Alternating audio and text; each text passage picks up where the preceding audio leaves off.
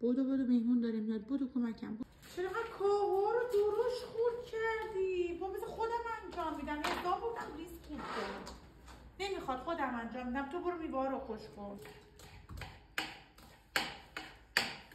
وا چه اینجوری میوه رو خشک میکنی محمود؟ با دستمال خشک کن بابا. بیا خشکشون کردم. فقط قشنگ مرتب تو بچینشون تا من سالاده رو خوش کنم. وا محمود این چه وضع چیدنیه؟ گفتم خب درست برو اصلا سیب زمینی پوست بکن. نمیخواد خودم انجام میدم.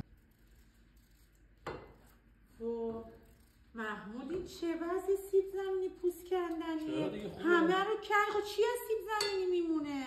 نمیخواد من پوست کنم خودت. خوبه؟ چه جور سیب زمینی خود کردنی؟ من بودم خلالیشون کن.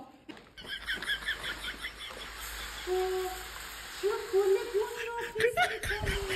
بابا سیاه نمیخواد محمود اصلا کاری بکنی. خودم انجام میدم. بیا برو.